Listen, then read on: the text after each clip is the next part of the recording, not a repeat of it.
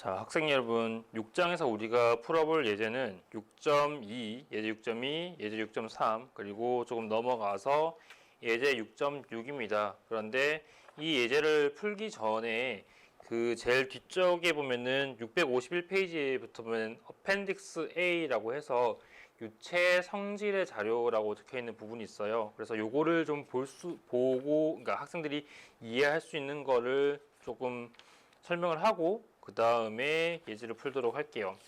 보면은 이 부분이 뭐냐면 학생들이 예를 들면은 물의 밀도가 뭐 1000kg per 미터 세제곱이다 또는 공기의 밀도가 1.225kg per 미터 세제곱이다 등등등 뭔가 유체, 그러니까 우리는 보통 물이랑 그 다음에 공기, 그 다음에 책에서는 수은까지도 조금 고려를 하고 있는데 등등 어쨌든 그런 여러 가지 유체들이 가지는 성질들, 뭐 압력들, 또 뭐 성질들이라고 하면은 압력이라든지 밀도라든지 비중이라든지 온도라든지 등등등 그 유체 가지고 있는 프로퍼티, 성질들에 대한 자료를 모아놓은 게 어펜딕스 A인데요. A-1 보면은 A.1 보면 비중이라고 적혀 있는 부분이 있고요. 이게 우리가 어디서 배웠었냐면은 그 유체 정력학 부분에서 배웠던 것 같아요. 그때 한번 다뤘던 것 같아요. 그래서 SG라는 값이 있는데 그때 당시에는 수은 같은, 그러니까 수은의 비중이 13.6이다 라고 그냥 값을 그냥 딱 그 값으로 쓰자라고 얘기를 하고 넘어가긴 했는데 그 값이 어디서 나왔느냐에 대한 어떤 자료들이 어펜딕스 A에 있다고 보면 돼요. 또는 우리가 보고 있는 물이 1kg, 물이 1000kg per 미터 세제곱이다. 그 밀도가요. 그런 값들이 여기 유체 성질의 자료에 보면은 좀 나와 있어요. 그래서 이것들을 먼저 사용하는 방법을 설명을 하고 예제를 진행하도록 하겠습니다. A.1 비중이라고 되어 있고요. 비중은 영어로 specific gravity라고 불려요. 비중, specific gravity. 그러니까 specific이라고 하는 거는 어떤 특정한 이런 느낌이 되는 거고, gravity를 중력이라고 얘기하지 말고 그냥 비중, 그러니까 그 뭐랄까요, 무게라고 생각하면 돼요. 그래서 specific gravity라고 하면은 특정한 어떤 값에 대한 중량의 비율 정도라고 이해하면 될까요? 그래서 보면은 SG는 지금 보면은 분모에 low H2O at 4도C, 그러니까 4도C일 때의 물의 밀도분에 실제 우리가 고려하고 있는 실제로 고려하고 있는 유체의 밀도의 B로 지금 설정이 되어 있습니다. 그런데 일단 여기 low H2O at 4도C가 어떤 값이냐라는 것에 대한 궁금점이 생길 거잖아요.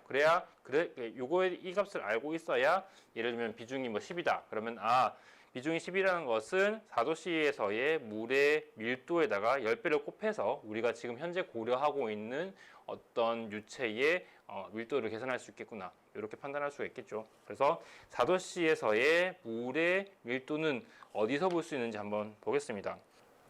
자, 일단 물의 성질을 한번 볼게요. 물의 성질은 어디에 있냐고 하면은 한글책으로 661페이지 표 A.7을 보면은 물의 성질 SI 단위라고 적혀 있고 제일 첫 번째 그 열에 보면은 온도 T는 0도, 5도, 10도, 15도, 중간에 60도가 끼어 있긴 하지만 어찌됐건 20도, 25도 등등 해서 5도 간격으로 온도를 도시를 해놨고요. 그 다음에 그 옆에 열을 보면은 밀도가 적혀 있죠. 그러니까 이 표를 어떻게 보냐면은 예를 들면 내가 0도씨에서의 물의 성질을 알고 싶어 라고 얘기했을 때는 온도가 0인 위치에서의 행을 보고요. 그 다음에 그 옆에 있는 값들을 쭉 보면 돼요. 그러니까 온도가 0도씨일 때의 물의 밀도는 1000kg per 미터 세제곱이다. 그 다음에 절대점성계수 뮤 값은 1.76 곱하기 10-3승 값이다. 동점성계수는 1.76 곱하기 10-6승 값이다. 요렇게 값을 봐주면 돼요. 그리고 아까 얘기했다시피 우리가 비중의 기준은 4도씨에서의 물의 밀도를 기준으로 한다고 얘기를 했었잖아요. 그래서 그 값을 어떻게 보냐고 하면은 0도씨에서 일단 4도씨의 그러니까 온도의 어떤 항목을 봤을 때는 4도씨가 없어요. 근데 볼 수 있는 게 0도씨에서의 밀도가 1000kg per 미터 세제곱이고 그리고 5도씨에서의 물의 밀도가 마찬가지로 1000kg/m 세제곱이죠. 그리고 10도까지 보면은 1000kg/m 세제곱으로 똑같은 값을 지니고 있습니다. 그러니까 만약에 우리가 4도씨에서의 물의 그 밀도를 보고 싶다라고 할 때는 4도씨 근처에 있는 온도들, 예를 들면 0도, 5도가 4도씨를 포함하고 있는, 그러니까 0도가 여기 있고 5도가 여기 있을 때 4도씨는 한 요 정도의 위치에 있잖아요. 그래서 이때의 값을 0도랑 5도의 값을 기준으로 예측할 수 있을 겁니다. 근데 당연히 이렇게 보면 돼요.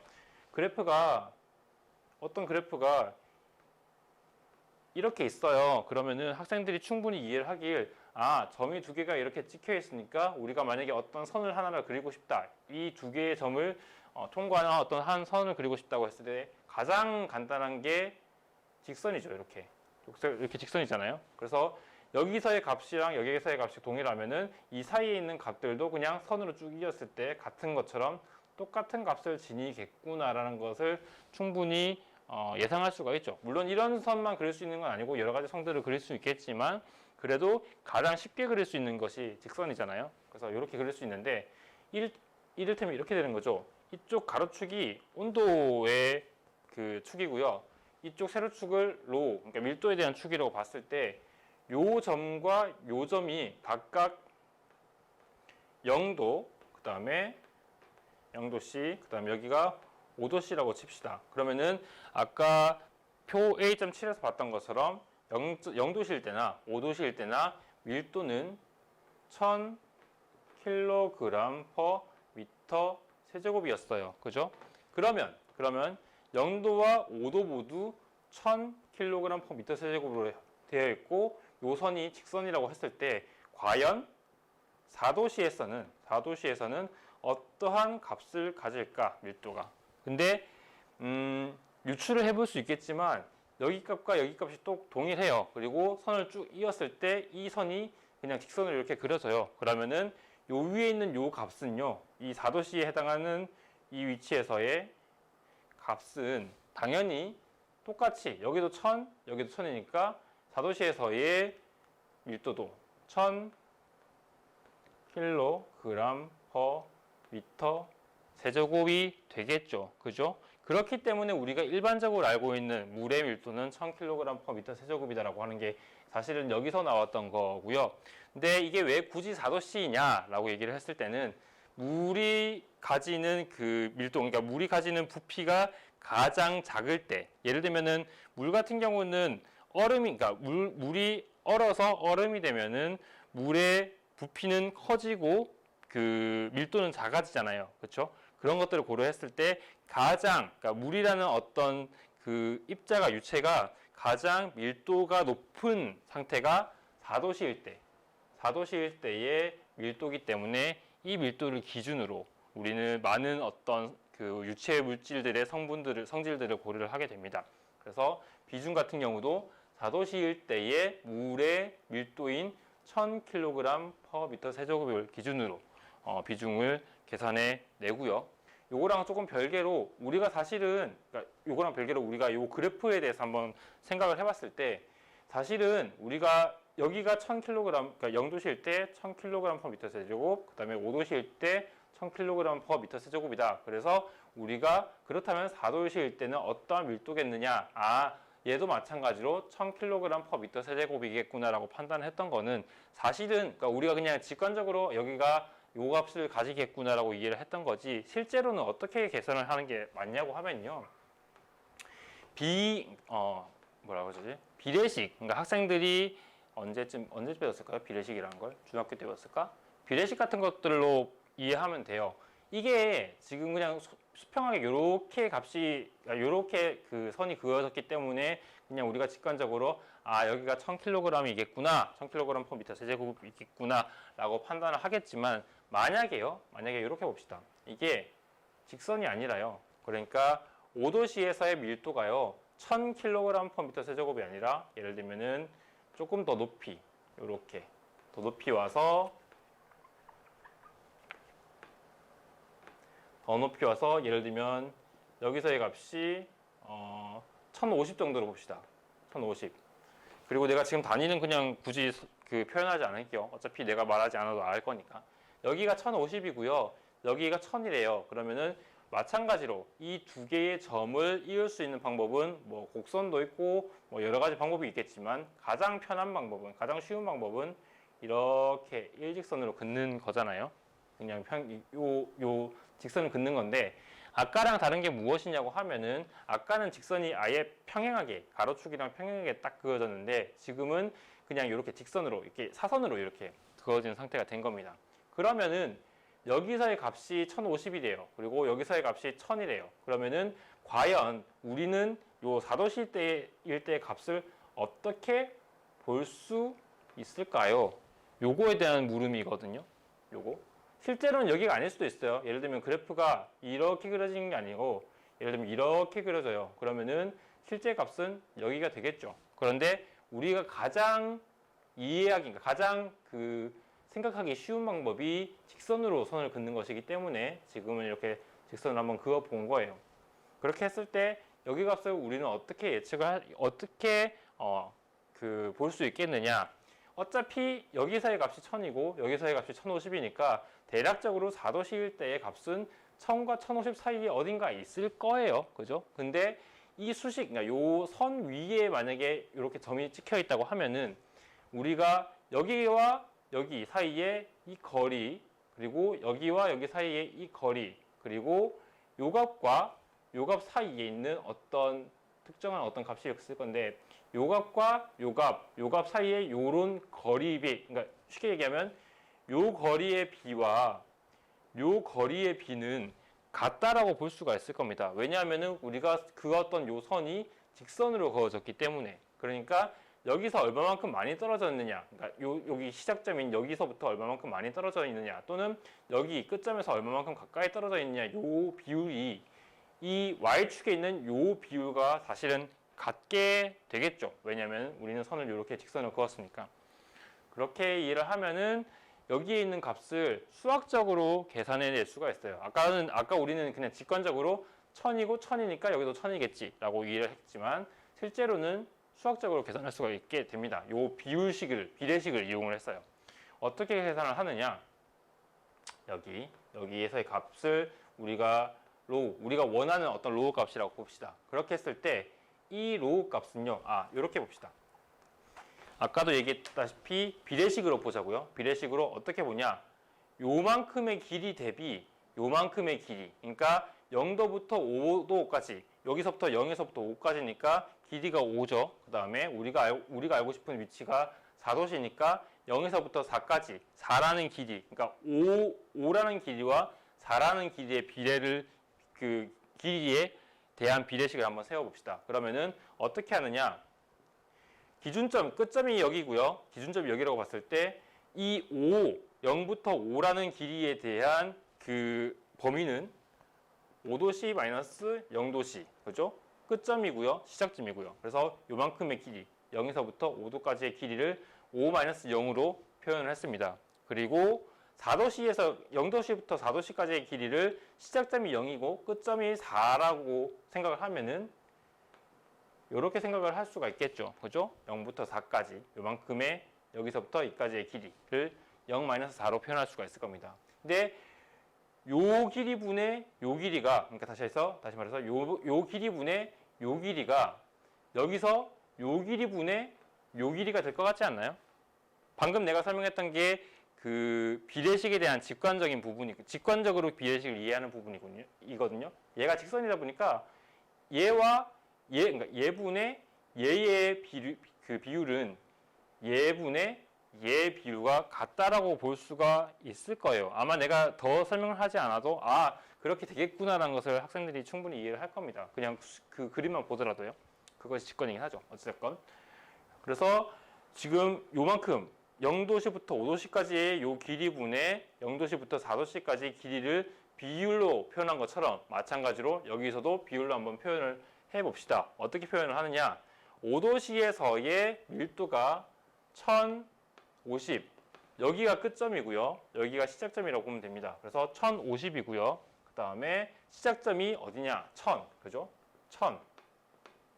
그 다음에 위쪽에 있는 분자에 대한 부분을 설명을 해보면은 시작점이 여기고요. 끝점이 미안해요. 시작점이 여기고 끝점이 여기인데 시작점은 1000이라는 값으로 우리는 알고 있지만 끝점은 어떤 값인지 몰라요. 그러니까 우리가 미지수로 둘 수 있는 부분이죠. 그래서 얘를 그냥 로우로 표현을 합시다. 로우로 표현을 하고요. 그다음에 마이너스 시작점이 1000, 그죠?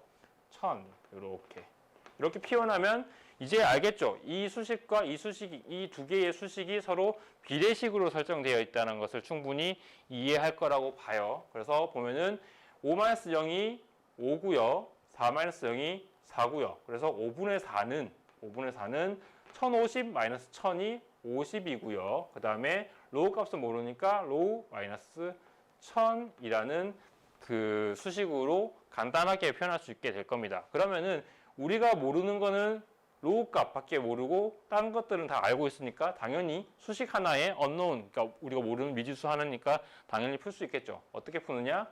얘를 양쪽에다가 곱해주고 50을 곱해주고 그 다음에 플러스 여기 마이너스 1000이 있으니까 플러스 1000을 해주면 결론적으로 어떻게 수식이 전개가 되냐면 로우는 어떻게 되죠? 5분의 4 곱하기 50 플러스 1000으로 이렇게 수식이 전개가 될 겁니다. 그러면 어떻게 되죠? 이게 5분의 50이 5고 5분의 50이 10이고요. 4 곱하기 10이 40이니까 결론적으로 40 더하기 1000을 해서 1040kg per 미터 세제곱이 될 겁니다. 그죠? 요 값.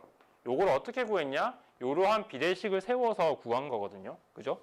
이렇게 비례식을 세워서 실제로 어떤 값인지 잘 모르지만 만약에 그러니까 요 사도시에서의 그 밀도값이 이러한 직선 위에 있다라고 하면 우리는 이렇게 비례식을 세워서 이렇게 계산해낼 수가 있게 되는 겁니다.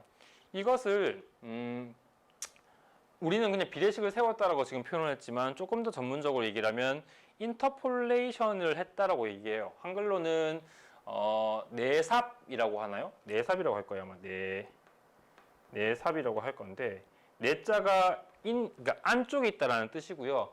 우리가 알고 있는 값이 여기 값과 여기 값, 그러니까 우리가 모르는 값 바깥쪽에 있는 두 개의 값을 알고 있는 상태예요. 그죠? 그래서 두 개는 알고 있고 이 두 개 사이에 어떤 위치에서의 값을 모르는 상태에서 이 값을 어떻게 계산해 내겠느냐에 대한 방법이 한글로 내사법 할 때 요 내자가 안쪽에 있다는 뜻입니다. 요렇게 요 두 개 알고 있는 값 사이에 있다라고 해서 내라는 표현을 쓸 거고요. 삽은 내가 정확하게 어떤 삽자의 뜻인지 정확하게 모르겠어요. 어쨌든 표현 그 방법은 내사법이라고 얘기를 하고요. 영어로는 interpolation이라고 불러요.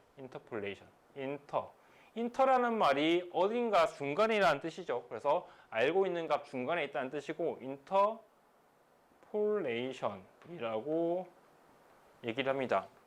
이렇게. 그 다음에 예를 들면 내가 알고 있는 값이 이렇게 두 개가 있고요. 방금처럼 비례식을 똑같이 세우는데요. 이번에는 우리가 알고 싶은 값이 4도씨, 그러니까 0부터 5도씨 사이에 있는 이 4도씨가 아니라 여기 있는 값이라고 칩시다. 그러니까 예를 들면은 6도씨에 있다고 칩시다. 그러면은 여기는 알고 있는 값 5도와 0도 사이에 있는 것이 아니라 바깥에 있죠. 그죠? 요 범위 바깥에 있잖아요.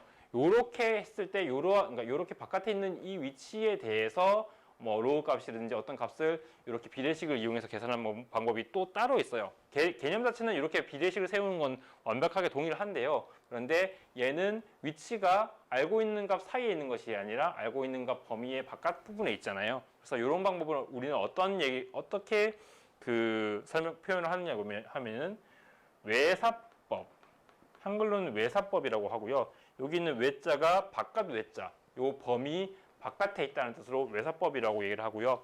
그 다음에 영어로는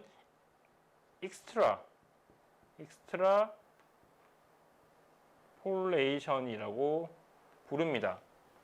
인터는 어떤 거 중간에 있다는 뜻이고요. extra는 어떤 거 바깥에 있다는 뜻입니다. 그래서 요거는 안쪽에 있다는 뜻에서 내사법, 그 다음에 요거는 바깥쪽에 있다고 해서 외사법이라고 부르고요. 요거 계산하는 방법은 똑같아요. 지금 했던 거 요거랑 완전하게 똑같아요. 어떻게 보냐면요. 완전하게 똑같은데요. 어떻게 보겠냐? 자,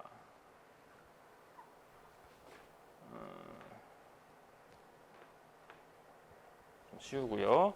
어떻게 보냐고 하면은, 자, 우리가 알고 있는 두 개의 값이 있죠. 그리고 이 두 개의 값의 가로축 방향으로의 요만큼의 길이가 이제는 5라는 걸 알고 있어요. 그죠? 시작점이 0이고 끝점이 5니까. 그죠? 요게 5라는 걸 알고 있고요. 요거 비율 대 요거 비율, 0부터 6까지의 비율. 그죠? 그러니까 길이가 이제는 아까는 5분의 4였죠. 근데 이게 이제는 5분의 6으로 바뀌게 될 겁니다. 아까는 여기 위치했었고요. 지금 여기 위치한 거예요. 그러니까 더 길어졌고 이 비율이 5대 4가 아니라 5대 6으로 바뀌게 된 겁니다. 그죠? 요거 바뀌게 됐고요. 그 다음에 요거 세로축에 대해서는 아까는 여기서부터 어디까지죠? 여기가 1050이고 여기가 우리가 몰랐던 부분인데 이번에는 여기 6도시에 해당하는 이 위치요. 이 위치이기 때문에 이 위치를 우리가 로우라고 이제 봅시다. 이제는 여기가 아니라 4도시에서의 밀도를 보고자 하는 게 아니라 6도시에서의 밀도를 보고자 합니다. 그래서 얘도 마찬가지로 비율로 볼 겁니다. 어떻게 볼 거냐면은 시작점이 0에서부터 1050인 요만큼의 비율 대비 요 길이 대비 0에서 1000에서부터 우리가 모르는 로우 값까지 요만큼의 길이로 보는 거죠. 요거분의 요거가 요거분의 요거다라는 것을 비례식으로 세울 수 있잖아요. 그죠? 그걸 볼 겁니다. 그래서 그냥 비례식을 처음부터 다시 세워보면은 어떻게 되느냐. 기준점이, 그러니까 요 길이 5에 대해서 시작점이 0이고 끝점이 5니까 5 마이너스 0이 될 거고요. 그 다음에 우리가 보고자 하는 여기 6도시에서의 이만큼의 길이는 시작점이 0이고 끝점이 6인. 그래서 6 마이너스 0 이렇게 표현할 수가 있을 겁니다. 요 비율은 여기서부터 이까지의 길이분의 여기서부터 이까지의 길이가 될 거죠. 그죠? 그래서 그거를 어떻게 표현을 하느냐. 5도시에서의 밀도 1050 마이너스 0도시에서의 밀도 1000. 그 다음에 6도시에서의 밀도는 우리가 지금 모르는 상태니까 그냥 로우로 두고요. 그 다음에 마이너스 0도시에서의 밀도 1000 이렇게 두면 아까랑 완벽하게 동일하게 완벽히 똑같은 방법으로 비례식은 세웠습니다. 다만 이 위치가 이 안쪽에 있는 것이 아니라 우리가 알고 있는 값 두 개의 값의 사이에 있는 것이 아니라 바깥에 있다는 것만 차이가 난 거죠. 비례식 세우는 방법은 완벽하게 동일하고요. 그래서 얘를 간단화하면은 5분의 6은 50분의 로우 마이너스 1000이 될 겁니다. 그러면 결론적으로 이 값이 얼마가 되느냐, 로우 값이 얼마가 되느냐, 50 양쪽에 곱해주고 플러스 1000을 해주면 되죠. 그러면은 아까 했던 것처럼 여기에 50을 곱해주면은 50 나누기 5가 10이고요. 그 다음에 10 곱하기 6을 하면 60. 그러니까 결론적으로 로우 값은 1060kg per 미터 세제곱이 되겠죠. 그죠? 이렇게 될 겁니다. 그래서 6도시의 값을 어떻게 계산했느냐. 우리가 알고 있는 요 값과 요 값 사이를, 요 값과 요 값을 이용해서 6도시의 값을 계산해 냈습니다. 왜냐? 어떻게 계산을 했느냐?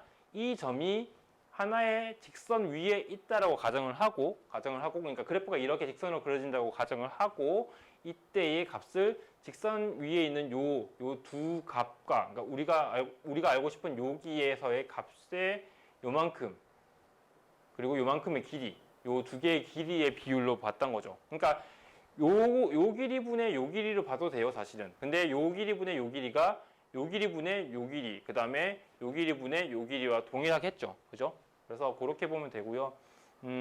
이렇게 해서 외사법까지 설명을 했습니다. 그리고 이렇게 사실 이렇게 그러니까 비례식을 우리가 세울 수 있는 이유가 무엇이냐고 하면은 이 수식이, 이 그래프가 지금 이 그래프가 사실은 직선이기 때문에 가능한 부분인 거예요. 얘가 직선이기 때문에. 얘가 만약에 곡선이에요. 예를 들면은 이렇게 봅시다. 똑같이 여기 0도시에서의 1000, 그 다음에 5도시에서의 1050이 있는데 그래프를 만약에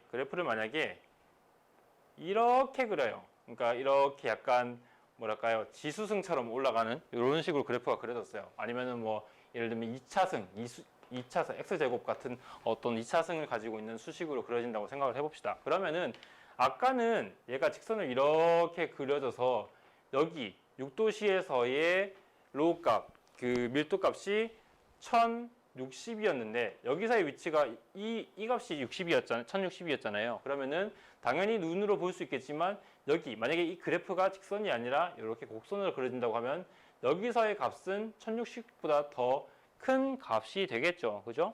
이런 값이, 그러니까 더 큰 값이 될 겁니다. 근데 얘 같은 경우는 비례식을 세우기가 되게 애매해요. 왜냐면 우리가 방금까지 세웠던 비례식은 이 직선에 한해서 사용할 수 있는 방법이고, 이렇게 곡선이 되었을 때는 어떤 값인지 판단하기가 되게 어렵죠. 여기가 1000이고 여기가 1050이래요. 근데 여기 이 위치는 과연 얼마나 될 것인가에 대한 명확한 해답을 지금 그러니까 비례식이란 것으로 세울 수는 없는 상태가 되는 거거든요. 그러니까 방법은 있어요. 이렇게 2차식을 그렸을 때 여기에 값을 계산해내는 방법이 있기는 하지만 조금 복잡하게 되는 겁니다. 그래서 사람들이 가장 많이 쓰는 것, 우리가 그래프를 이렇게 직선으로 그리는 것이 가장 편할 거고, 그 다음에 직선 위에서 어떤 값을 계산하는 것이 가장 편할 거기 때문에 보통 무언가 모르는 값을 이렇게 예측해낼 때는 그냥 직선으로 쭉 끈 다음에 이 값을 아까 같은 비례식으로 계산을 하거든요.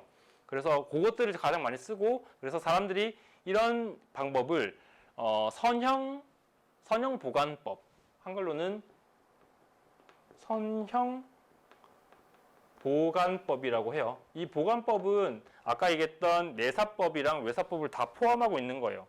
내사법이든 외사법이든 이러한 방법들을 포함해서 보관법이라고 얘기를 하는데, 앞쪽에 선형이라는 것을 붙였습니다. 이 선형이라는 것은 무엇이냐면은 여기 일직선으로 선형 보관법을 쓴다는 것 자체가 우리가 어떠한 두 점 사이에 있는 값이든 어떤 두 점 사이 바깥에 있는 값이든 그거는 상관없지만 어쨌든 우리가 모르는 값을 예측 또는 수학적으로 계산을 해낼 때 선으로 그냥 직선으로 하나를 이렇게 쭉 그어놓고 이 직선 위에 그 점이 있다라고 가정을 하고 그 값을 계산해 내겠다고 하는 그 방법이 선형 보관법이라고 부르는 방법이거든요. 그래서 요것들을 굉장히 많이 쓰게 되고, 특히나 지금 우리가 보고 있는 이 유체 성질의 자료를 보면은 0도시, 5도시, 10도시, 15도시 등등등 5도 간격으로 값이 있기 때문에 그 사이에 있는 값들에 대해서 계산을 하는 것에 굉장히 많이 쓰이게 됩니다. 마찬가지로 이게 방금은 내가 물에 대한 성질에 이제 선형보관법을 적용을 한 거고, 마찬가지로 밑에 표 A.8 보면은 대기압에서 공기의 성질 SI 단위라고 해서 얘도 마찬가지로 0도씨, 5도씨, 10도씨, 15도씨 이렇게 값이 있잖아요. 그래서 얘도 마찬가지로 예를 들면 3도씨일 때의 밀도를 어떻게 계산하겠느냐, 0도씨에서의 밀도 1.29, 그 다음에 5도씨에서의 밀도 1.27, 그러니까 3도씨는 한 그 정도의 중간 정도에 있겠구나, 대략적으로 한 1.28 정도가 되겠구나라는 것을 우리가 직관적으로 알고 있지만, 직관적으로 그 정도의 값이 되겠구나라는 거 이해할 수 있지만, 실제로 그냥 정확하게 계산한 값을 구하는 방법은 여기 선형 보관법을 이용해서 아까 비례식을 세운 것으로 이제 계산을 할 수가 있게 되는 거죠. 그런 식으로 이 표를 사용을 하면 됩니다. 근데 이 표는 어디서 나왔냐고 하면은 실제로 여러 기관에서 굉장히 정확한 방법을 이용해서 실험으로 구한 거예요. 예를 들면 물의 온도를 0도씨로 만들어 놓고 그때의 밀도나 아니면 절대점성계수나 이런 것들을 실제 실험을 통해서 측정한 값을 이렇게 그러니까 그 표로 이렇게 만들어 놓은 거고요. 근데 실제로 이 측정한 값을 측정을 할 때 예를 들면 0도씨, 1도씨, 2도씨, 3도씨, 4도씨 이런 식으로 굉장히 자세하게 측정하기는 좀 어려웠던 거죠. 그래서 조금 그 범위를 넓혀서 0도씨, 5도씨, 10도씨, 그러니까 5도 단위로 측정을 했던 겁니다. 그래서 지금 여기 보면은 0도씨, 5도씨, 10도씨, 15도씨로 5도씨 간격으로 이렇게 값이 표기가 되어 있는 거다라고 이해를 하면 됩니다. 그래서 선형 보관법이라는 것을 굉장히 그러니까 많이 활용하게 되니까, 특히나 이건 유체역학에서뿐만 아니라 모든 학문에서 쓰는 방법이기 때문에 이 부분은 좀 잘 알아놓으면 좋을 것 같아요. 자, 다시 비중 부분으로 돌아와서 이번에 한번 볼 거는 어딨냐면은 한글책 652페이지에 보면은 그림 A.1 그래서 온도의 함수인 물과 수온의 비중이라고 적혀 있어서 그래프가 두 개 그려져 있을 거예요. 하나는요, 그래프가 어떻게 그려져 있냐고 하면은 이렇게 곡선으로 그려져 있고요. 그 다음에 위쪽에 있는 수온에 대한 비중 그래프는 이렇게 직선으로 이렇게 그려져 있습니다. 그러면은 우리가 쉽게 생각할 수 있듯이 여기 수온에 대한 요 그래프는 당연히 이렇게 직선으로 그려져 있기 때문에 아까 얘기했었던 선형보관법을 바로 적용할 수 있는 어떤 그 그래프가 돼요. 그래서 예를 들면 여기 값을 알고 있다. 그러면 중간의 값을 선형보관법을 가지고 예측해 낼 수가 있는데, 그러면 과연 이렇게 곡선으로 그려진 이런 그래프에 대해서는 어떻게 보관을 할 수 있느냐?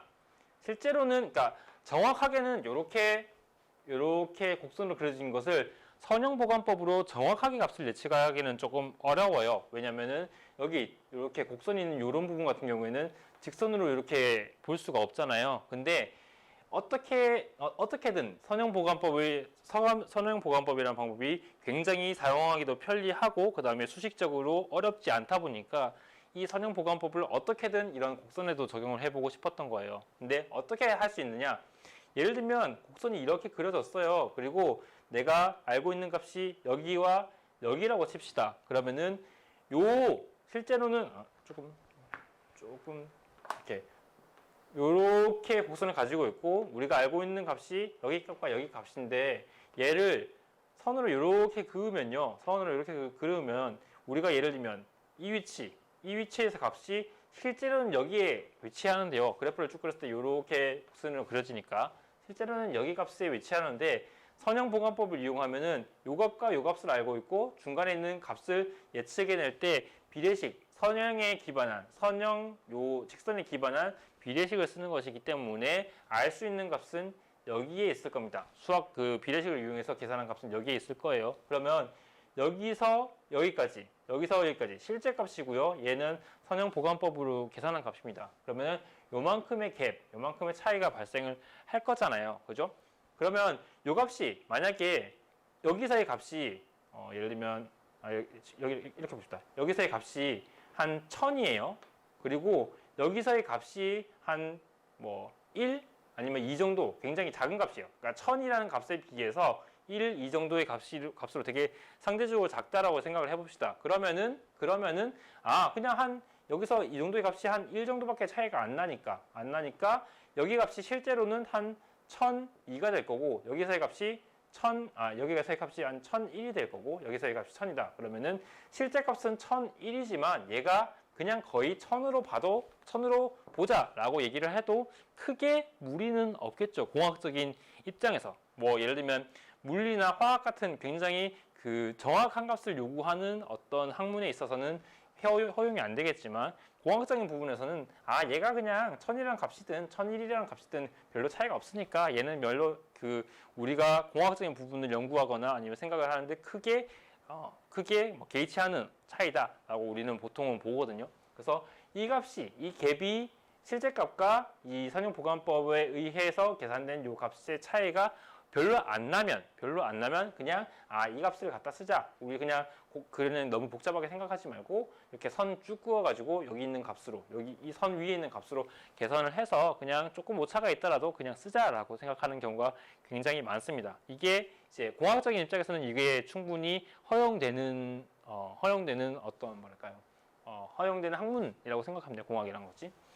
그래서 예를 들면 이만큼 아니면은 반대로 얘기해서 이 차이가 얘가 1000이고요. 이만큼의 차이가 한 100 정도가 된대요. 그러면 1000에 비해서 100이란 값은 10%잖아요. 그러면은 이만큼이 이 길이에 비해서 한 10% 정도의 오차를 가지고 있다 보니까 이거는 조금 한 1, 2 정도면은 좀 차이가 나더라도 그냥 그 차이를 무시하고 쓰겠지만 한 100은 좀 그래. 좀 100이라는 어떤 오차는 좀 너무 큰 값인 것 같아 라고 생각할 수가 있겠죠. 그죠? 그래서 이런 값에 대해서는 좀 이렇게 선형보관법이라든지 이런 식으로 뭔가 이렇게 좀 간단화시켜서 값을 예측하는 방법을 좀 지양하기는, 그러니까 사용 안 하려고 하긴 합니다.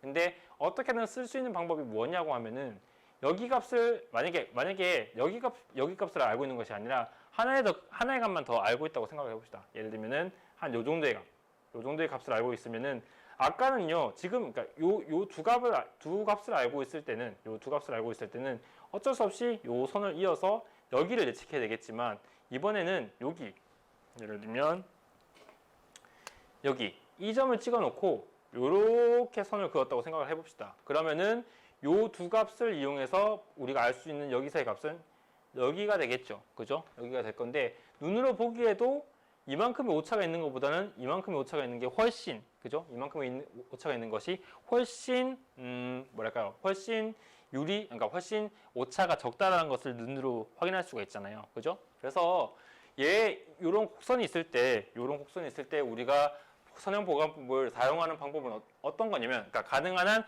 오차가 적도록 선형보관법을 사용하는 방법은 뭐냐면은, 우리가 우리가 알고 싶어하는 위치에서의 요 값 있죠. 이 위치가 여기라고 하면은 가능한 한 이 값에 가까운 두 개의 점을, 예를 들면 요렇게 두 개의 점을 알고 있는 것과 요렇게 두 점을 알고 있는 것은 아무래도 가까이 있는 요 두 점을 가지고 선을 그어서 예측을 하는 것이 요 두 점을 가지고 예측을 하는 것보다는 훨씬 정확하겠죠. 그죠? 그래서 그런 식으로 가능한 한 내가 알고 싶어하는 그 위치 근처에 있는 실제 실험값이든 무언가 제시된 값을 사용하면 그나마 선형보관법을 이용해서, 그러니까 복잡한 수식을 안 쓰더라도 그나마 오차가 적은 값을 계산해낼 수 있게 됩니다. 그런 식으로 이제 실제로 그래프는 이렇게 곡선을 그리고 있지만 선형보관법을 그러니까 조금의 오차를 감안하고라도 적용할 수 있는 방법이 있기는 하다 정도만 이해를 하면 될 것 같아요. 그렇게 하면 될 것 같고요.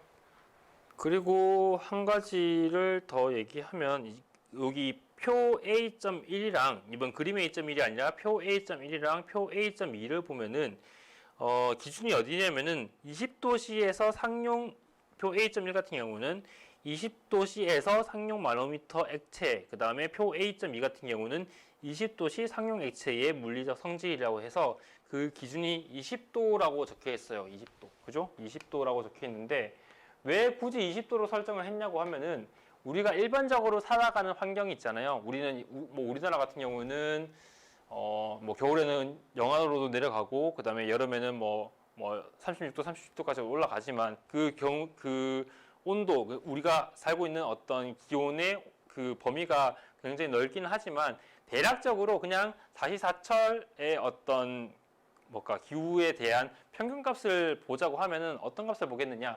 보통 이제 공학에서는 또는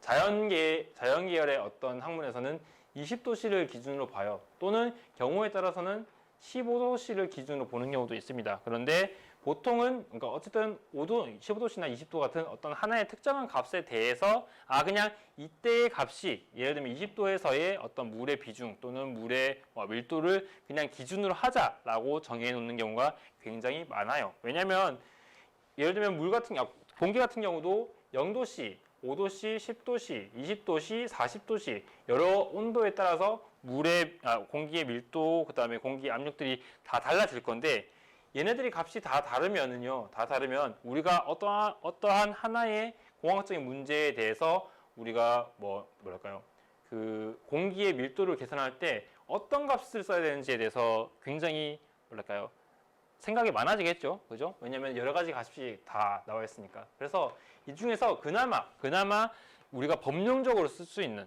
그냥 이런 것들, 여러 가지 값이 있는데 이런 것들 생각하지 말고 그냥 하나의 값으로 어떤 대표값을 정해가지고 쓰자라고 했을 때 과연 어떤 값을 쓰는 것이 그나마 타당하겠느냐라고 사람들이 많이 고민을 했었고, 그 결과가 한 15도씨 또는 20도씨에서의 어떤 값이다라고 판단을 한 겁니다. 그래서 여기 표 A.1과 표 A.2는 20도씨에서의 물리적 성질들을 나타나게 된 거죠. 그래서 이렇게 하나의 값을 이렇게 보여주는 어떤 표도 있고요. 그 다음에 뒤쪽에 한번 표 A.3 보면은 미국 표준대기의 성질이라고 해서 이거는 그 첫 번째 그 열이 온도가 아니라 기하학적 고도, 그러니까 고도가 몇 미터이냐에 따라서 공기의 그러니까 표준 대기, 그러니까 그 표준 대기 공기죠, 그죠? 공기의 성질을 온도랑 그 다음에 밀도, 압력의 비율, 그 다음에 밀도의 비율로 표현을 해 놓은 겁니다. 그 두 번째, 그 온도 옆에 있는 것은 P, 요거죠. 표 A.3을 보면요. 기하학적 고도라고 여기 적혀 있고요. 그 다음에 온도, 켈빈으로 표현되는 온도, 그 다음에 오른쪽에 PSL, 그 다음에 로 SL 이런 식으로 표현되어 있는데 얘는 뭐냐면 어떠한 요 P는 압력을 뜻하는 것이고요. 요 로우는 density, 밀도를 뜻하는 겁니다. 근데 요 두 개의 값은 옆에 보면은 그 단위가요. 이거는 온도는요. 온도 T는요. 켈빈이라는 단위가 있고요. 그 다음에 기하학적 고도는 미터라는 단위가 있는데 이 두 개는 그냥 이렇게 그냥 이렇게 기호로만 이렇게 표현이 되어 있거든요. 그 이유는 뭐냐면 얘랑 얘는 지금 현재 단위가 없는 거예요. 단위가 없다는 것은 뭐냐면 이 값이나 이 값은 서로 무차원화된 값이다 또는 단위가 없는 값이라고 생각할 수가 있고 요거 딱 보기에 뭐 분의 뭐죠? 그러니까 P 값분의 P죠. 그러니까 요 값은 어떤 값인지 잘은 모르지만 어쨌든 이 값도 압력, 이 값도 압력이니까 두 개의 압력의 비율로 표현이 되어 있고 그러면 당연히 두 개 다 파스칼이라는 단위를 가지고 있으니까 서로 상쇄를 시켜서 단위가 없는 무차원화 또는 단위가 없는 값이 되겠죠. 무차원화 값이라고 하긴 좀 그렇다. 네, 단위가 없는 값이라고 생각합시다.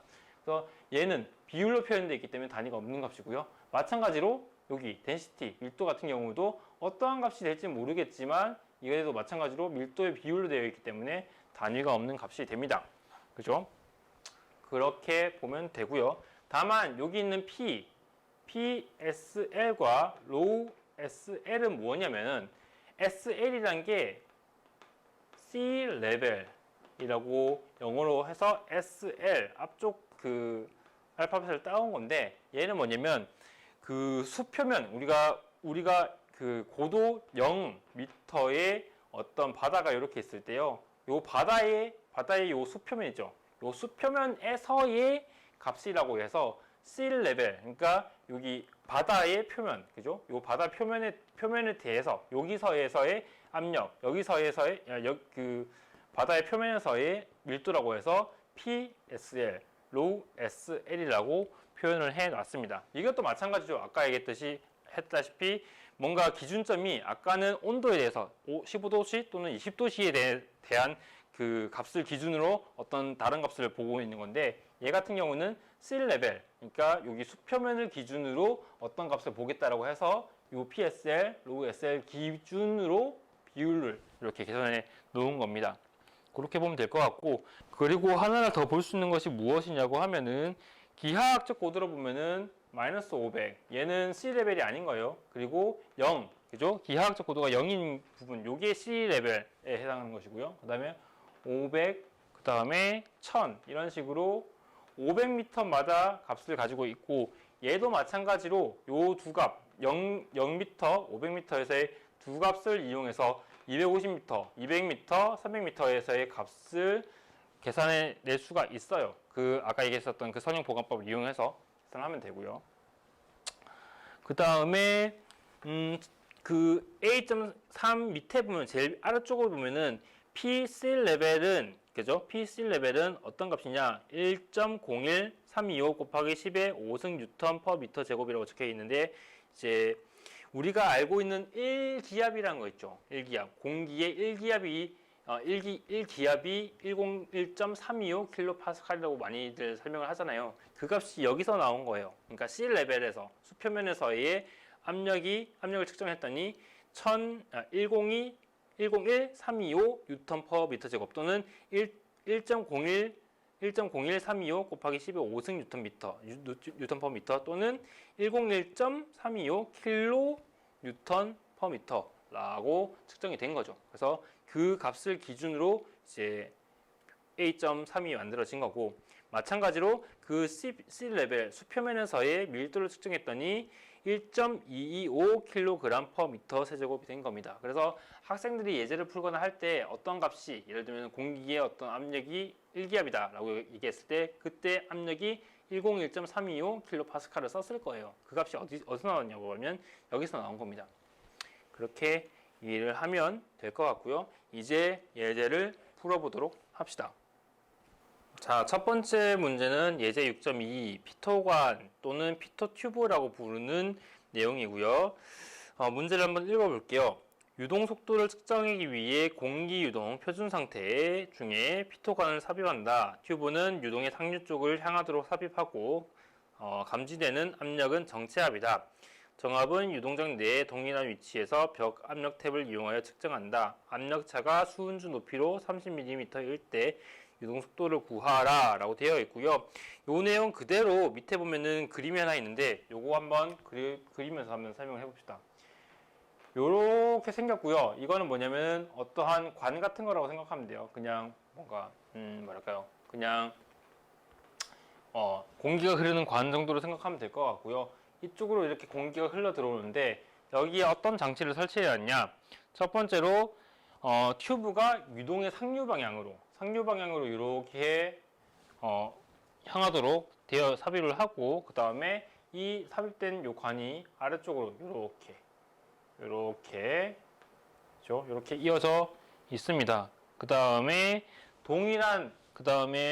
여기 요 부분이 측정하는 것은 정체압, 그죠? 스태그네이션 프레셔라고 부르는 정체압을 측정하는 것이고요. 그 다음에 정압, 스태틱 프레셔라는 것은 동일한 유동장 내의 동일한 위치라는 것이 여기요. 동일한 위치에 여기 구멍을 하나 이렇게 뚫어가지고, 여기 한 개를 이렇게 뚫어가지고 여기서는 정압을 측정을 할 겁니다. 그리고 요 탭이랑 요 부분이 어떻게 이어져 있냐면은 이렇게 U자형, 우리가 어디서 봤냐면은 챕터 3장, 그죠?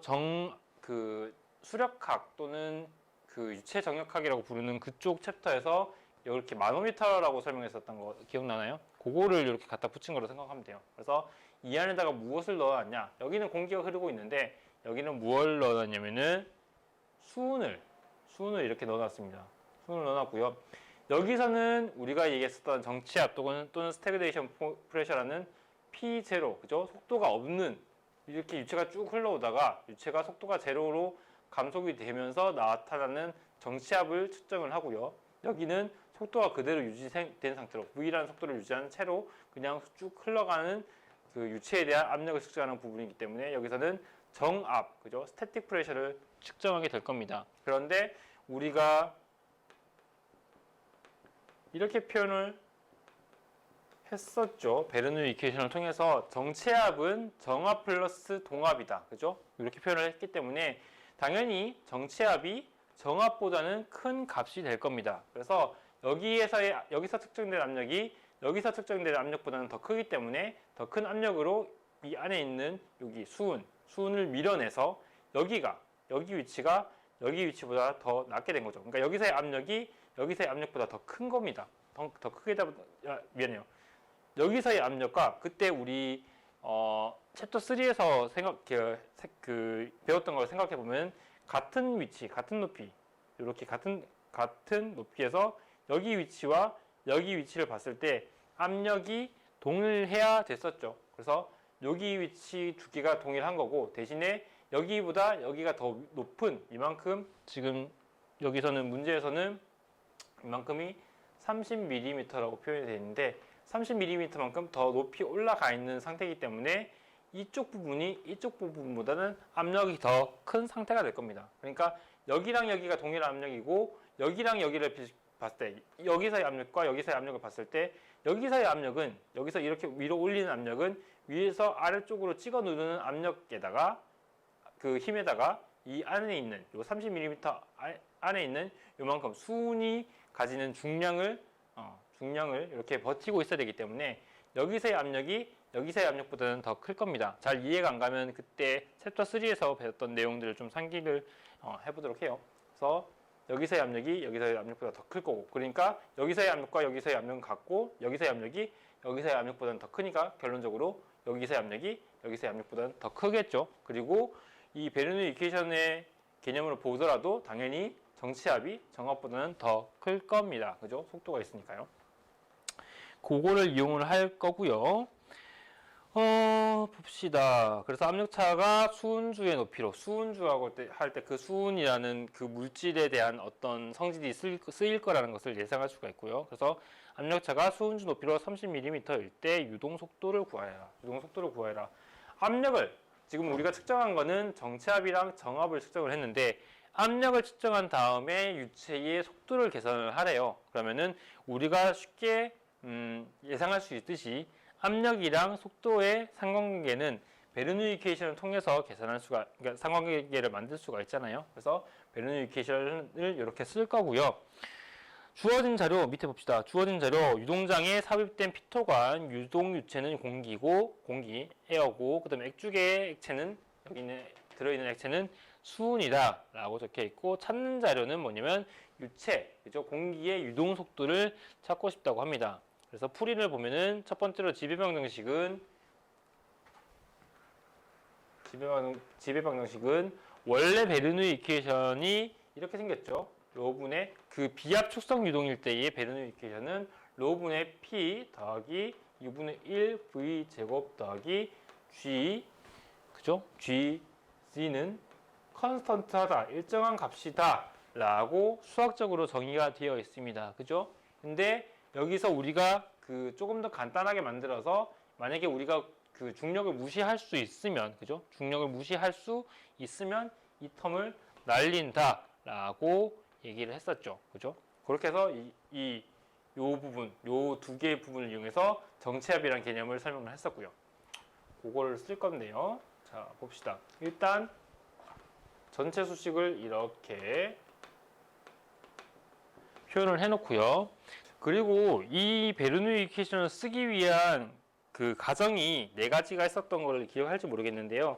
책에 그 한글책 220페이지에 보면은 그 베르누이 이퀘이션이 정의가 되어 있고, 제한 조건, 제약 조건은 뭐냐면 정상 유동, 비압 축성 유동, 그 다음에 마찰이 없는 유동, 비점성 유동, 그 다음에 유선을 따르는 유동 네 가지가 있었고요. 요거를 그대로 가지고 온 게 여기 예제 6.2의 가정 네 가지입니다. 그래서 요거를 쓸 건데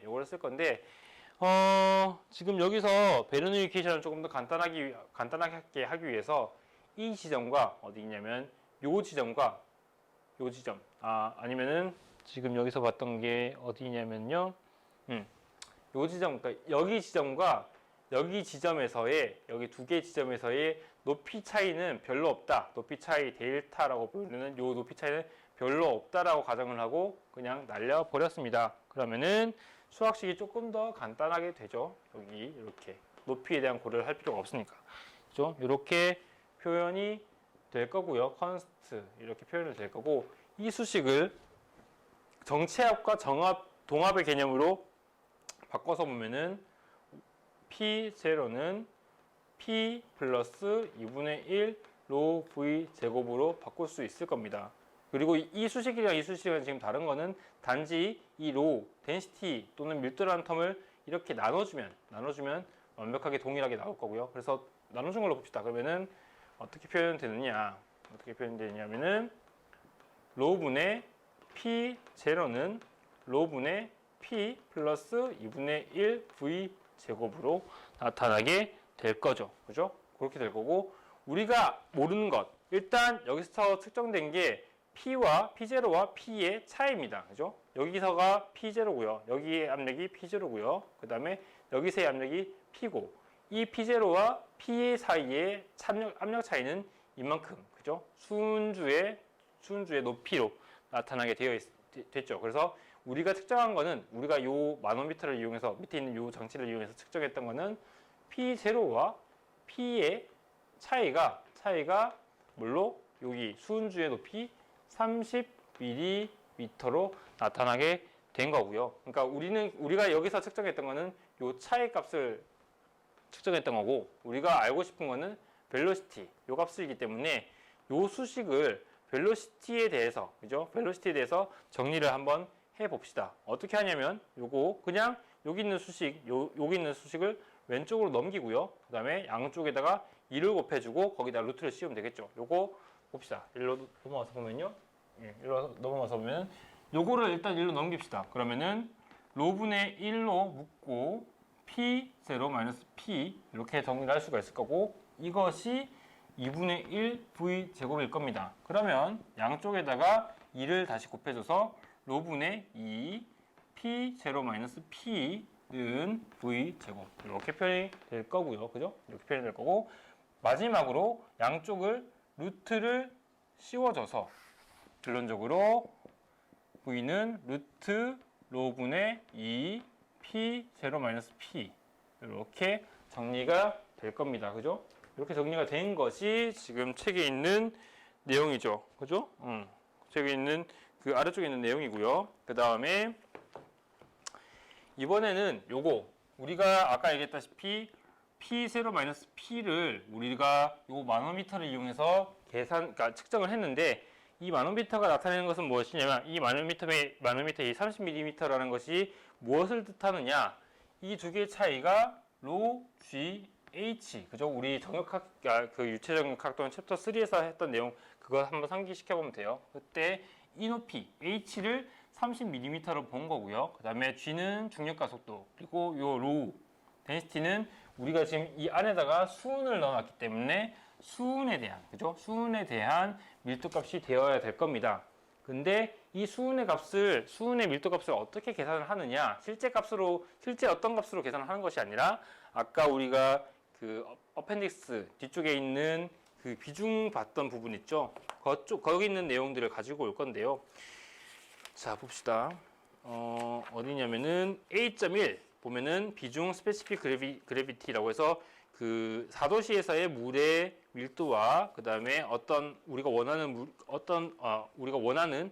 그 유체의 밀도를 스페시픽 그래비티라고 해서 비중으로 표현을 해놨는데, 요 값을 가지고 쓸 겁니다. 왜냐면은 우리가 수은이 가지는 밀도 값을 정확하게 우리는 지금 현재 모르고 있기 때문에 그렇게 해서 쓸 거고요. 지금 책에 보면은 어디냐면은, 자 봅시다. 수은. 네, 여기에 있네요. 여기 있네요. 표 A.2에 보면요, 20도씨 상용액 액체의 물리적 성질이라고 해서 쭉 내려가다 보면은 수은이라고 되어 있고요. 비중이 13.55라고 되어 있어요. 그죠? 수은의 스페시픽 그레디언트가 스페시픽 그레디언트가 아니라 스페시픽 그래비티가 13.55라고 합니다. 그런데 이 13.55라는 것은 무엇이냐? 물의 온도가 4도씨일 때의 물의 밀도를 기준으로 비중을 계산했을 때 13.55라고 해요. 그런데 아까 얘기했다시피 선형 보관에 대해서 얘기를 하면서 물의 밀도가 0도씨에서 1000, 그다음에 0도씨에서 1000, 그다음에 5도씨에서 1000이었기 때문에 4도씨에서의 물의 밀도도 1000으로 볼 수 있다라고 얘기를 했잖아요. 그죠? 그것을 쓸 겁니다. 그 말인즉슨 지금 요거 지웁시다. 요거까지는 지우고요. 요 밑에 거 수식만 남겨놓고 SG라는 것이 수은의 SG, 그러니까 스페시픽 그래비티가 13.5고 얘가 로우 H2O 4도C일 때 요거 대비 그 수은의 밀도인데요. 요 값이 13.55라고 합니다. 그리고 요 값이 1000kg/m 세제곱이래요. 그러면 결론적으로 요 값, 로 값, 그러니까 수은의 밀도 값은 1000kg/m 세제곱 곱하기 13.55겠죠. 그래서 이런 식으로 그 어떤 특정한 액체의 밀도를 이런 식으로 비중을 이용해서 계산을 했습니다. 그런데 여기서 요 책에서 썼던 그 비중값 요거는요 실제로는 13.5의 값을 가지지만 책에서는 그냥 여기서 5에서 요 마지막에서 반올림을 해서 13.6을 썼네요.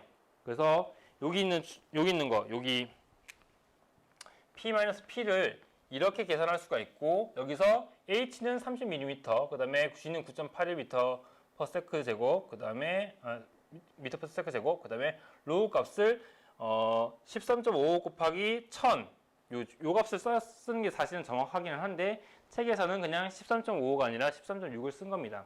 그렇게 보면 되고요. 그래서 요 두 개의 차이를 요 두 개의 차이를 이렇게 계산을 할 수가 있고요. 그 다음에 로우 값 요거는 공기의 밀도이기 때문에 여기서도 원래 공기 밀도가 아까 20도씨에서 1.25kg/m 세제곱이라고 했는데 1.225를 1.23으로 그 반올림해서 썼네요. 그래서 여기 값 1.23 들어가고요. 그 다음에 P-P에다가 어떤 값이 들어가냐면 1000 곱하기 13.6 곱하기 9.81 곱하기 30mm 이렇게 집어넣으면은 결론적으로 80.8m/s가 나올 겁니다. 한번 계산을 해봐요. 이렇게 그렇게 진행을 하면은 될 것 같고요.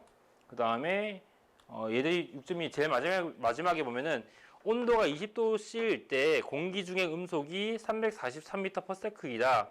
그래서 벨로시티가 80.8m/s니까 이때의 마크 넘버, 마하수라는 것은 그 속도분의 그 공기의 음속 대비 공기가 그 소리를 전파하는 음속 대비 속도니까 이제 343m/s 분의 80.8m/s가 되겠죠. 그래서 그때의 마하수가 0.236이고 학생들이 지금 그 유체역학 시간에서 다루지는 않았고 어디죠? 그 항공우주학개론 시간에서 아마 조금 배웠을 건데 마하수라는 값이 0.3 이상이 되면은 이 유체가 압축성에 어떤 효과가 있다라고 얘기를 하고요. 그 이하가 되면은 압축성의 효과가 없다라고 얘기를 합니다. 그래서 마하수가 0.236 정도가 되니까 얘는 비압축성으로 가정을 할 수 있다라고 판단을 한 거고 이게 왜 나왔냐고 하면은 아까 얘기했었던 그 요거 베르누이케이션을 쓸 수 있는 가정, 그러니까 베르누이케이션을 적용할 수 있는 어떤 케이스 중에 비압축성, 그냥 가정 4가지 중에 비압축성 유동이어야 된다는 가정이 있었죠. 그래서 그 과정을 토대로 베르누이케이션을 이 예제에 적용을 했는데 실제로 속도를 계산해 보니까 그때의 마하수가 비압축성 유동에 타당한 마하수가 나온 거죠. 그래서 베르누이케이션을 쓰는 것이 실제로 타당한 어떤 문제구나 라고 결론을 지은 것 같습니다. 자, 다음으로 예제 6.3 노즐 유동이라고 적혀있는 부분을 다룰 건데요. 먼저 문제부터 읽어보면 공기가 수평 노즐을 통해서 낮은 속도로 대기 중에 정상적으로 유출되고 있다. 노즐의 입구 면적은 0.1m 제곱이고 출구 면적은 0.02m 제곱이다. 출구 속도가 50m/s로 되기 위해서 노즐 입구에서 요구되는 기기 압력을 구하라 라고 되어 있고요. 요거 뒷장에 보면은 그림이 그려져 있습니다. 어떻게 그려져 있냐고 하면은 요렇게 그려져 있고요. 여기가 입구, 여기가 출구라고 생각하면 되겠습니다. 그리고 요 문제를 풀기 위해서는 이 6장에서 배웠었던 베르누이 이퀘이션도 써야 되지만 4장 정확히는 컨트롤 볼륨을 이용했으니까 4장이겠네요. 4장에서 썼었던 컨트롤 볼륨을 구성을 해서 고려했었던 그 연속 방정식 또는 컨티뉴이티 이퀘이션이라고 불렀던 부분 있죠. 또는 매스 컨저베이션이라고 불렀던 그 부분요. 그 수식도 써야 되기 때문에 이렇게 컨트롤 볼륨을 그려놨습니다. 이렇게 중간에 선을 그어가지고 요 선을 따라서 움직이는 어떤 유체를 하나 고려를 할 텐데요. 여기가 입구, 여기서 인덱스는 1번으로 되어 있고요. 여기서 출구, 인덱스가 2번으로 되어 있습니다. 문제에서 주어졌던 거는 뭐냐면요. 여기 입구가 1번이라고 봤을 때 면적 A1이요. 얼마냐면은 0.1m 제곱이고요. 그 다음에 출구의 면적 인덱스가 2라고 봤을 때 A2는 0.02m 제곱이라고 해요. 그 다음에 한 개 더. 출구 속도가 50m다. 그래서 50m/s다. 그래서 V2가 50m/s로 나와 있다고 합니다. 그렇게 했을 때 우리가 구하고 싶은 게 뭐냐면 노즐 입구에서의 그죠? P1이죠. 입구에서의 계기 압력을 구하래요. 계기 압력. 게이지 프레셔를 구하래요. 그러니까 실제 앱솔루트 프레셔, 그러니까 절대 압력에다가 게이지 압력을 미안해요. 게이지 압력이 아니라 대기압 ATM, 그죠? 요 값을 빼준 요 값을 우리는 구하고 싶은 겁니다. 그래서 밑에 보면은 주어진 자료 그림과 같이 노즐을 통과하는 유동, 그 다음에 찾는 자료가 P1-PATM이고요. 풀이 보면은 지배방 방정식 한 개, 지배방 방정식이 지금 두 개가 나와 있어요. 첫 번째로는 6장에서 우리가 다루고 있는 베르누이 이퀘이션, 그죠? 베르누이 이퀘이션이 어떻게 되어 있냐면, 로분의 P1 플러스 2분의 1 V제곱 플러스 GC1은 로 P2 플러스 2분의 1, 여기도 V1이겠네요. 2분의 1 V2의 제곱 플러스 GC2 이렇게 수식을 전개할 수가 있고요. 베르누이 이퀘이션을 통해 가지고. 근데 이거를 일단 먼저 간단하게 생각합시다. 어떤 거냐면 첫 번째 위치, 여기요. 입구에서의 여기 위치와 출구에서의 이 위치가 서로 이렇게 평행하다고 보고요. 이렇게 일직선으로 이렇게 있다고 보고 이쪽 높이를 우리가 Z라고 본다면은 여기서의 이만큼의 높이와 여기서의 이만큼의 높이는 똑같을 겁니다. 그래서 델타 Z, 그러니까 Z2-Z1은 어차피 똑같은 값이기 때문에 얘네들은 날아가게 될 겁니다. 왜 이걸 설명하냐 하면은 요 텀과 요 텀이 있죠? GG1과 GG2를 얘를 이쪽으로 넘기게 되면 G의 Z2-G1, 근데 Z2-G1이 0이기 때문에 그냥 삭제를 할 수가 있겠죠. 그러니까 요 텀들을 아예 고려하지 않아도 되게 된 겁니다.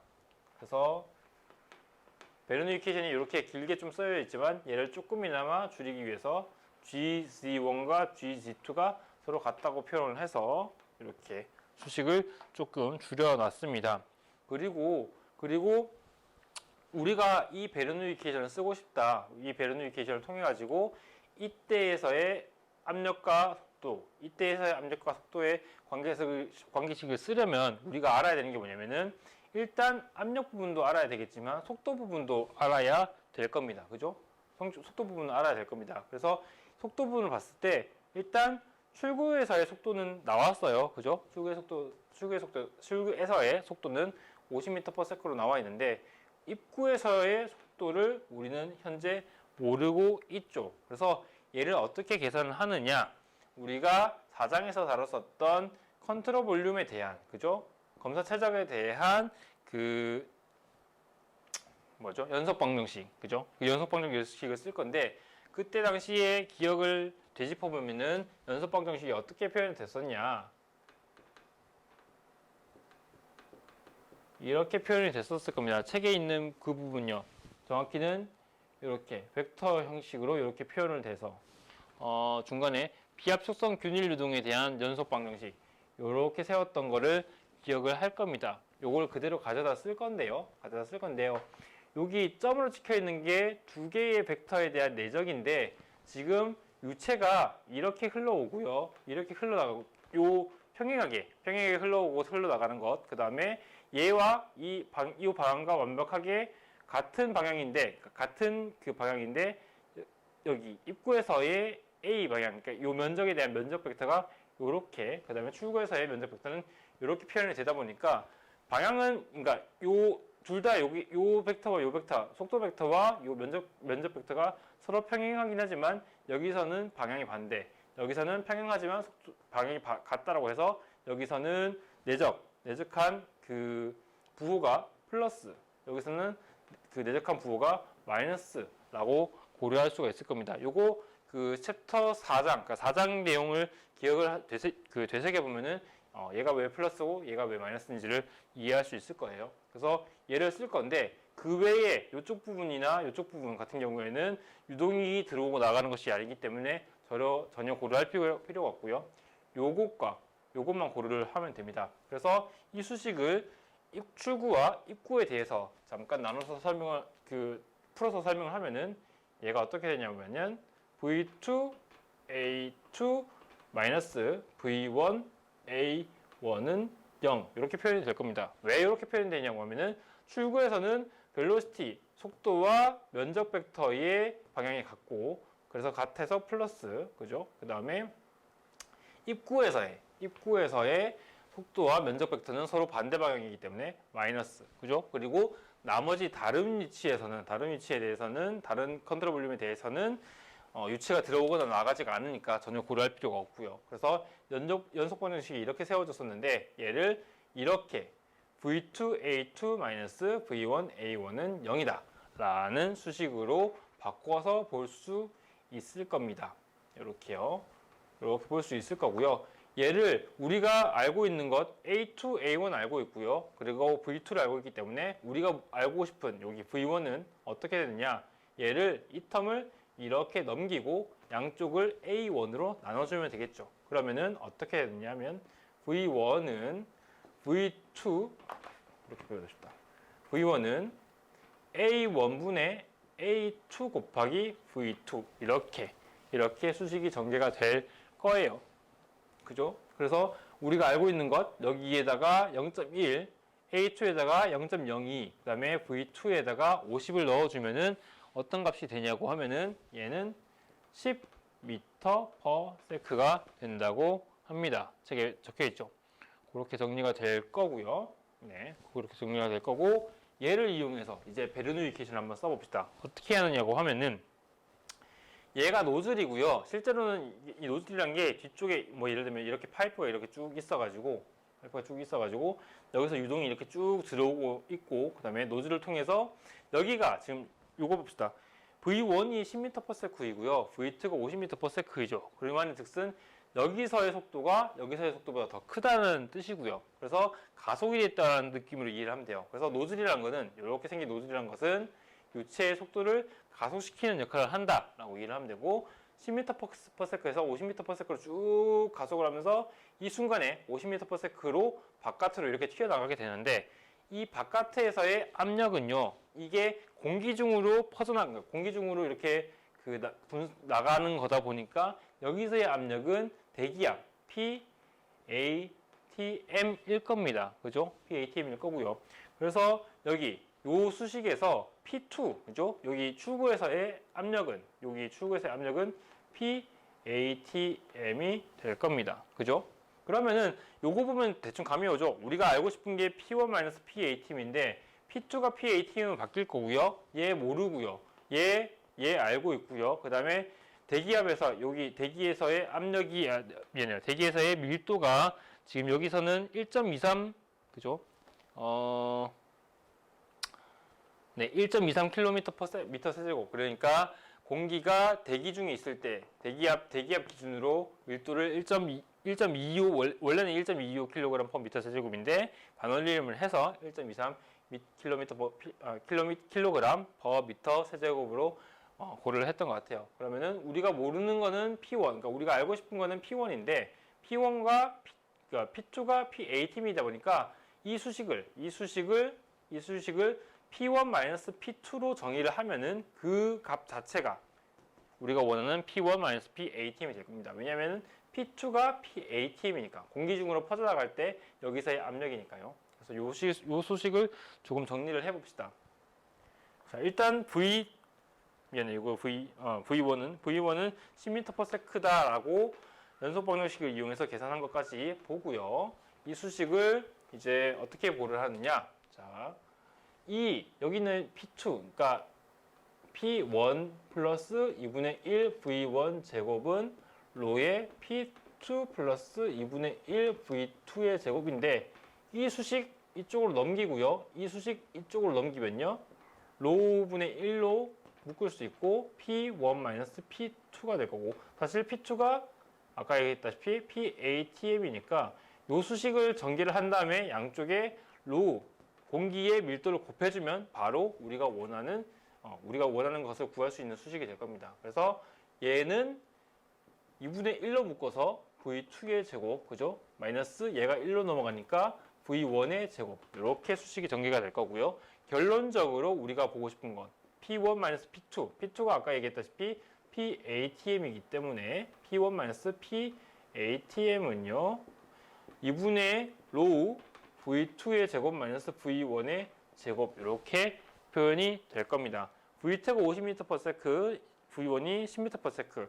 로우가 공기의 밀도인 1.23kg/m 세제곱을 집어넣어주면 결론적으로 요 수식의 값이 나오는데 그 값이 얼마냐? 1.48kPa로 나오게 되네요. 그렇게 계산을 하면 되겠습니다. 자, 그리고 오늘의 마지막 문제 예제 6.6 이동하는 기준좌표계의 베르누이 방정식이라고 되어 있고요. 경비행기가 고도 1000m의 표준대기에서 150km/h로 날고 있다. 날개 전연에서의 정체 압을 구하라. 그리고 날개와 가까운 한 점에서 날개의 상대적인 공기 속도는 60m/s이다. 이 점에서의 압력을 계산하라 라고 되어 있는데요. 여기서 볼 수 있는 거 몇 가지가 있습니다. 날개와 가까운 한 점에서 날개의 상대적인 공기 속도는 60m/s이다 라는 표현을 조금 봐야 되는데요.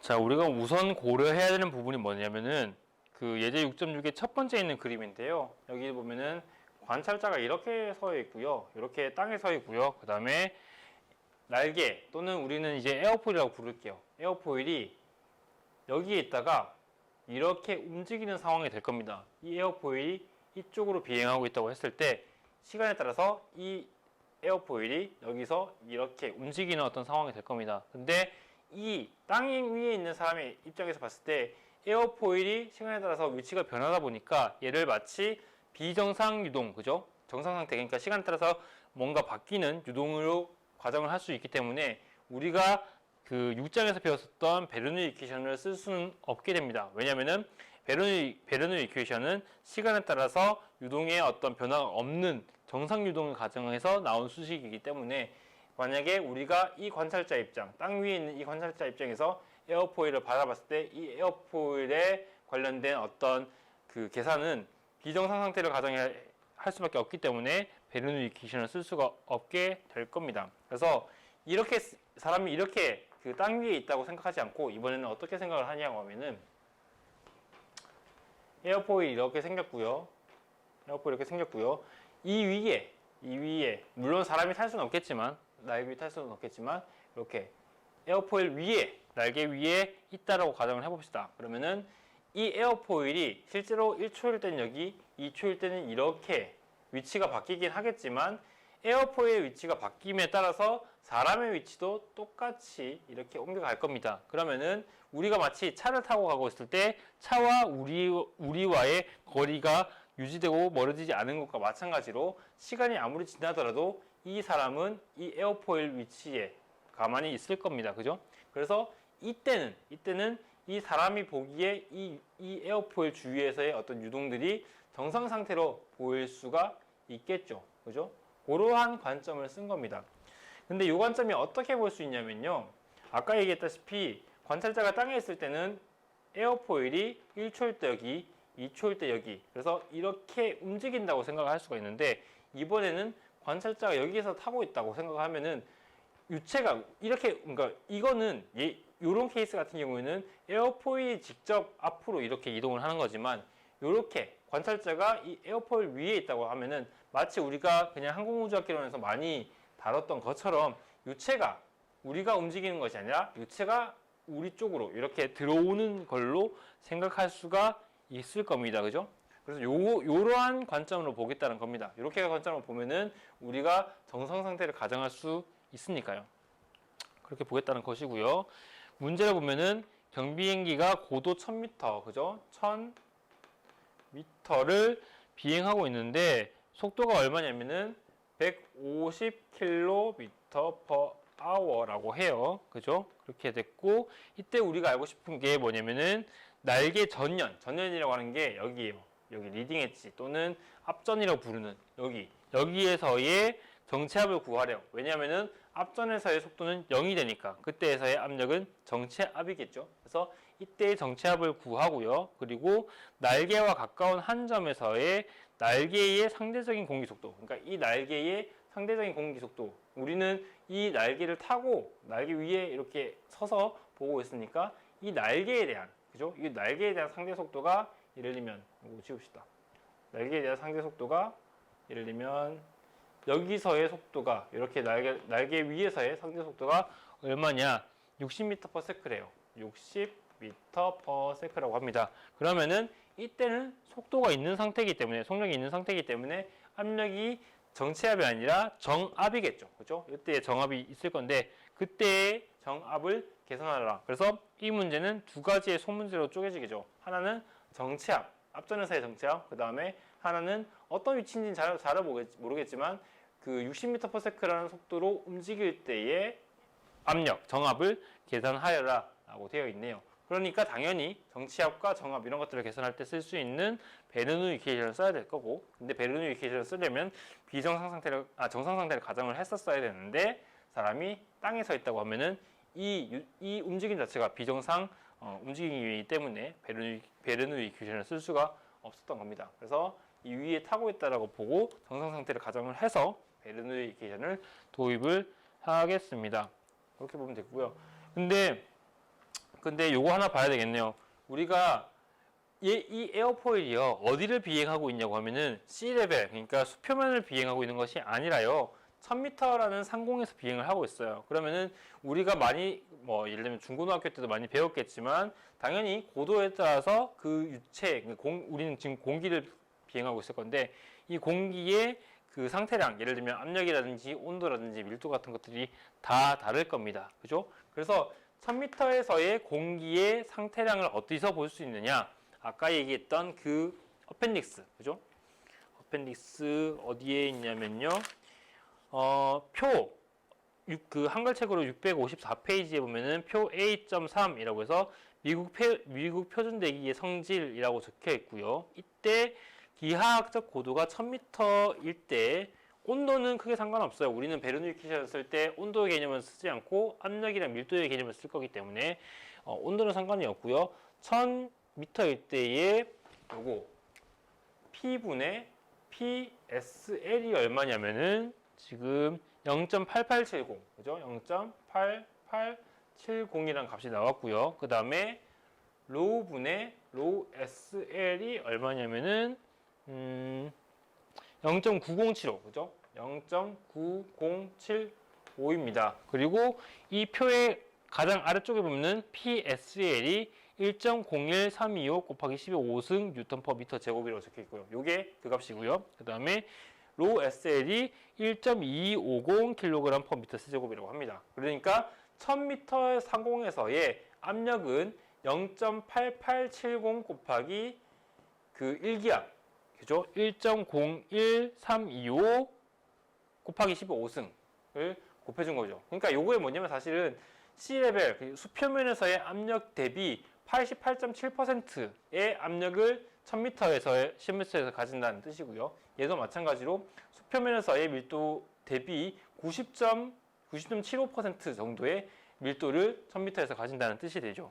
그렇게 이해하면 되고요. 그래서 요 값을 이용해서 요거 이렇게 넘겨주면 1000m에서의 압력, 그 다음에 1000m에서의 밀도를 계산할 수가 있을 건데 요거는 직접 계산하지 않고 책에 있는 내용을 가지고 써봅시다. 그러면은 이때의 값이 얼마냐면 압력은 8.96 곱하기 10의 4승, 그죠? 4승 뉴턴 퍼 미터 제곱 이렇게 되고요. 그 다음에 밀도는 1.12 kg 퍼 미터 세제곱, 그죠? 요렇게 값이 나올 겁니다. 요게 뭐냐면은 이렇게 흘러 들어올 때요. 이렇게 유체가 이렇게 흘러 들어올 때 이 유체, 이 공기에서의 압력이랑 밀도가 됩니다. 흘러 들어올 때의 P가 얼마냐? 8.96 곱하기 10의 4승, 그죠? 그리고 내가 그냥 굳이 원래는 정확하게 쓰려면 단위까지 표현하는 것이 맞지만 내가 그냥 편하게 쓰고자 뒤에 단위는 쓰지 않을게요. 일단은. 그래서 로는 1.12고요. 그 다음에 그 문제에서 주어진 것, 그 뭐죠? 속도가 150km/h로 알고 있다. 그죠? 150km/h로 알고 있는데 얘를 m/s로 계산하기 위해서 m/s로 환산하기 위해서 킬로그램을 1000m 킬로미터를 1000m로 표현을 할 거고 시간을 3600초로 표현을 하면요. 150 곱하기 10의 3승 미터 나누기 3600초 이렇게 보면 되죠. 그래서 150에다가 1000을 곱해주고 나누기 3600을 해주면 되는데 그냥 요거는 그냥 학생들 외우세요. 어떤 거냐면은 킬로미터 퍼 아워를요 미터 퍼 세크로 바꾸기 위해서는 이 값에다가 속도의 값에다가 나누기 3.6을 해주면 됩니다. 왜냐면은 1000 곱하기 1000 나누기 3600이죠. 그러니까 3600분의 1000이 그죠? 이렇게 보면 돼요. 1000분의 3600이 3.6이죠. 그래서 얘를 나눠준다. 속도에 대해서 나눠준다라고 생각하면 돼요. 그래서 150을 3.6으로 나눠주면은 킬로미터 퍼 아워가 미터 퍼 세크로 바뀌게 됩니다. 그때 값이 얼마냐고 하면요. 얼마죠? 그때에서의 값이 지금 계산하지 않을게요. 그냥 여기 뒤에 보니까 그냥 수식에서 바로 쓰고 있네요. 그래서 굳이 저거 계산하지는 않을 거고. 그래서 이렇게 일단 값을 정해놨고 그 다음에 속도도 미터 퍼 세크로 가지고 왔습니다. 그러면은 첫 번째로 여기 정체합에 대한 그 베르누이 이퀘이션은 P0는 P 플러스 2분의 1 로 V 제곱으로 볼 수 있겠죠. 첫 번째로 볼 수 있는 건 뭐냐면요. 여기서의 위치와 여기서의 위치, 그러니까 이 유동이 이렇게 평행하게 온다고 봤을 때 여기서의 고도, 이제 여기서의 고도도 1000m/s, 1000m. 여기 앞전에서의 고도도 1000m일 겁니다. 그래서 굳이 GG, 그죠? 로우 GG 요 텀을 고려하지 않고요. 이거 그냥 동일한 고도니까 날린다고 생각을 하고 정체합을 계산하면 수식으로 정리하면 이렇게 될 겁니다. 그리고 P가 얼마냐? 요거 8.96 곱하기 10의 4승 더하기 2분의 1로 1.12 집어넣어주고 V 150km/h 나누기 3.6을 해준 값을 여기다가 집어넣어주면은 결론적으로 값이 얼마가 나오느냐? 90.6kPa이 나온다고 합니다. 앱솔루트, 그러니까 그 절대값으로요. 절대압력으로 90.6kPa이 나온다고 하고요. 두 번째로는 여기 특정한 위치 여기는 그 문제에서는 B점이라고 표현됐는데 B점에서의 속도가 60m/s라고 해요. 정확히는 B점에서의 속력이지만 B점에서의 속력이 60m/s라고 합니다. 그때의 압력, 정압을 구하라는 것인데요. 정압을 구하라는 것인데 요거는 이렇게 보면 됩니다. 어떻게 보면 되냐? 여기서의 정체압에 대한 그 압력을 정체압을 계산할 때는 이 점과 이 점에 대한 베르누이 이퀘이션을 썼고요. 그 다음에 지금은 이 점과 이 점의 사이의 베르누이 이퀘이션을 쓸 겁니다. 여기를 그냥 인덱스를 0으로 보고요. 여기를 B라고 봅시다. 그러면은 어떻게 볼 수 있느냐? P, B 플러스 2분의 1 로 V, B의 제곱 더하기 로 G, 미안해요. 더하기 로 G, C, B는 P의 제로 플러스 2분의 1 로 V0 제곱 더하기 로 G, C 제로고요. 아까랑 수식을 조금 다르게 썼던 이유는 뭐냐면 굳이 여기 C텀, 그러니까 높이에 대한 텀을 굳이 써놓기는 했는데 이렇게 생각하면 조금 편합니다. 높이 고도가, 그러니까 여기서부터 고도가 1000m, 1kg이고요. 1km고요. 그죠? 1000m, 1km이고요. 그 다음에 날개의 에어포일에 여기서부터 지금 요 높이의 차이는 사실 여기서부터 여기까지, 그죠? 에어포일의 한 두께의 한 반 정도밖에 안 되는 건데 이 높이가요. 이 높이 차이가 기껏 해봐야 뭐 1m도 안 될 것 같지 않나요? 실제로 학생들이 타고 다니는 비행기 날개 두께 보면요. 그렇게 그 두껍지 않거든요. 근데 거기에 한 반 정도밖에 안 되니까 기껏해야 뭐 예를 들면은 뭐 이걸 1m라고 봅시다. 이 높이. 여기 이 유동이 들어오는 여기서의 높이와 여기 에어포일에서의 높이 요만큼의 차이를 1m라고 봅시다. 그러면은 우리가 1km, 그러니까 고도가 1km인데 여기서부터 여기까지가 1km인데 여기서 이만큼의 차이가 고작 1m래요. 그러니까 1000분의 1밖에 차이가 안 나는 거예요. 그러면은 우리가 그냥 아까 얘기했던 것처럼 이 정도는 그냥 좀 작게 그냥 별로 큰 값이 아니니까 그냥 무시하자라고 판단할 수가 있겠죠. 그래서 뒤에 있는 요 두 개 텀을 그냥 없다라고 생각하고 날릴 수 있게 됩니다. 이렇게 날릴 수 있게 됩니다. 그러면 수식이 조금 더 간단해졌죠? 그 다음에 우리가 보고 싶었던 게 요거잖아요. 요거 PB잖아요. 그죠? 요 값이기 때문에 나머지 값들에 대해서 그냥 값을 집어넣어 주면 됩니다. 어떻게 집어넣어 주냐? P0에 8.96 곱하기 10의 4승 집어넣어 주고요. 2분의 1, 로 1.12, V0가 얼마냐? 150km/h 나누기 3.6 해준 값을 집어넣어 주고요. 그 다음에 로에 1.12, 그 다음에 VB에 60m/s를 집어넣어 주면 그냥 수식이 풀립니다. 그래서 결론적으로 PB의 값은 얼마냐? 지금 88.6kPa로 계산이 된다고 하네요.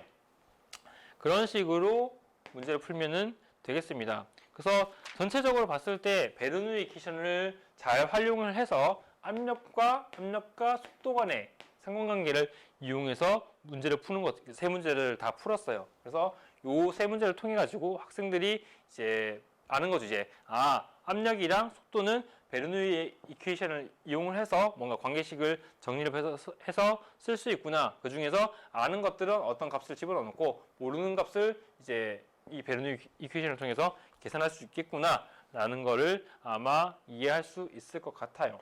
그런 식으로 쓰면 됩니다. 굉장히 많은 그 공학적인 문제, 특히 항공 분야에서의 문제에서 베르누이 이퀘이션이 이렇게 많이 쓰이게 된 거고, 그래서 학생들이 아마도 항공우주학개론에서 먼저 배웠던 이유가 뭐냐면, 베르누이 이퀘이션이라는 것을 먼저 배웠던 게 뭐냐면, 이런 식으로 굉장히 많이 쓸 수 있는 항공 분야에서 굉장히 많이 쓸 수 있는 이퀘이션이기 때문이에요. 그렇게 이해를 하면 되겠습니다. 그래서 여기까지 해서 예제 6.6까지 세 문제를 풀었고요. 이제 챕터 6 비압축성, 비점성 유농 부분을 마무리 짓도록 하겠습니다.